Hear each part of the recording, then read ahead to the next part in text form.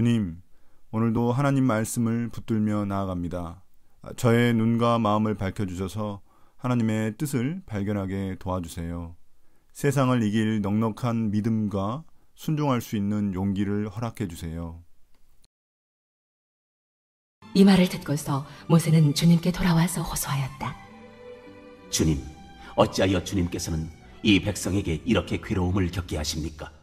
정말 왜 저를 이곳에 보내셨습니까? 제가 바로에게 가서 주님의 이름으로 말한 뒤로는 그가 이 백성을 더욱 괴롭히고 있습니다.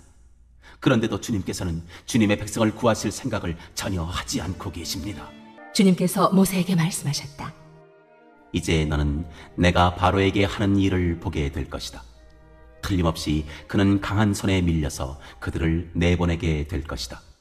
강한 손에 밀려서야 그들을 이 땅에서 내쫓다시피 할 것이다. 하나님이 모세에게 이렇게 말씀하셨다. 나는 주다. 나는 아브라함과 이삭과 야곱에게 전능한 하나님으로는 나타났으나 그들에게 나의 이름을 여호와로는 알리지 않았다. 나는 또한 그들이 한동안 나그네로 몸부쳐 살던 가나안 땅을 그들에게 주기로 그들과 언약을 세웠는데 이제 나는 이집트 사람이 종으로 부리는 이스라엘 자손의 신음소리를 듣고 내가 세운 언약을 생각한다. 그러므로 너는 이스라엘 자손에게 말하여라. 나는 주다.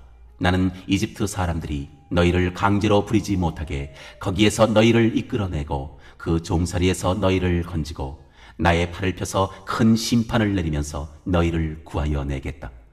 그래서 너희를 나의 백성으로 삼고 나는 너희의 하나님이 될 것이다. 그러면 너희는 내가 주, 곧 너희를 이집트 사람의 강제 노동에서 이끌어낸 너희의 하나님임을 알게 될 것이다. 내가 아브라함과 이삭과 야곱에게 주기로 손을 들어 맹세한 그 땅으로 너희를 데리고 가서 그 땅을 너희에게 주어 너희의 소유가 되게 하겠다. 나는 주다. 모세가 이스라엘 자손에게 이와 같이 전하였으나 그들은 무거운 노동에 지치고 기가 죽어서 모세의 말을 들으려고 하지 않았다. 주님께서 모세에게 이르셨다. 너는 이집트 왕 바로에게 가서 이스라엘 자손을 그의 나라에서 내보내라고 하여라. 이에 모세가 주님께 아뢰었다. 이스라엘 자손도 저의 말을 듣지 않는데 어찌 바로가 저의 말을 듣겠습니까? 저는 입이 둔하여 말을 할 줄 모릅니다. 주님께서는 모세와 아론에게 이스라엘 자손을 이집트 땅에서 인도하여 내라고 명하셨는데 이 사실을 이스라엘 자손에게도 알리고 이집트 왕 바로에게도 알리라고 모세와 아론에게 명하셨다. 22절, 23절은 하나님께 탄원하는 모세를 보여줍니다. 22절의 이 말이란 21절에서 이스라엘 백성들이 모세와 아론을 저주하고 원망했던 말입니다. 모세는 이런 결과가 나온 것에 대해 하나님께 원망과 불만을 터뜨립니다. 주님이 오히려 백성들에게 더 큰 괴로움을 겪게 만들었다고 말합니다. 왜냐하면 바로에게 주님의 뜻을 전한 뒤로 이스라엘 백성들의 고통이 더욱더 가중되었기 때문입니다. 모세 입장에서는 그럴 거면 뭐하러 자신을 이들에게 보냈냐며 하나님은 왜 가만 계시냐며 따지고 있는 것입니다. 6장 1절부터 8절은 이런 모세의 원망과 불평에 대한 하나님의 응답입니다. 하나님은 모세에게 화를 내지 않으시고 다시 한 번 더 그에게 위로와 확신을 주십니다. 하나님의 강한 손으로 인해 그들이 결국 이스라엘 백성들을 보내줄 수밖에 없을 것이라고 말씀합니다. 여기서 강한 손이란 하나님의 능력을 가리키는 단어입니다. 1절부터 8절에서 계속 등장하는 단어가 내가 뭐뭐 할 것이다 입니다. 이 표현을 통해 하나님이 모세를 격려하시고 구원에 대한 자신의 강한 의지를 드러내고 계십니다. 또한 2절에 보면 나는 주다라는 표현이 등장합니다. 이 표현은 6절, 7절, 8절에도 등장하고 있어 중요한 표현임을 우리에게 알려줍니다. 개역개정은 이를 나는 여호와다라고 말합니다. 이 이름은 앞서 3장에서 하나님이 밝히신 자신의 이름입니다. 지금까지 아브라함, 이삭, 야곱과 같은 족장들에게는 전능하신 하나님, 히브리어로 엘샤다이로 나타나셨는데 여호와, 즉 주님으로는 알리지 않으셨다고 말씀합니다. 그러나 창세기 4장 26절에 보면 그때부터 벌써 사람들이 여호와의 이름을 불렀다고 말합니다. 이런 점에서 볼 때 여기서 말하는 의미는 여호와의 이름이 뜻하는 진정한 의미를 이제야 비로소 사람들에게 알려주신다는 의미일 것입니다.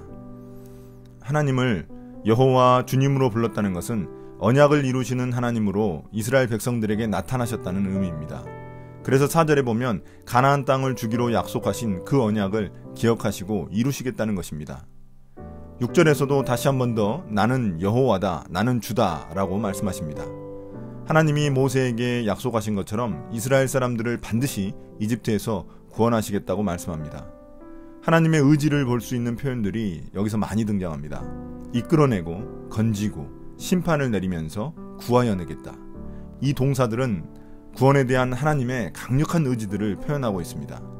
7절에서 하나님은 이러한 구원을 통해 너희를 나의 백성으로 삼고 나는 너희의 하나님이 될 것이다 라고 말씀합니다.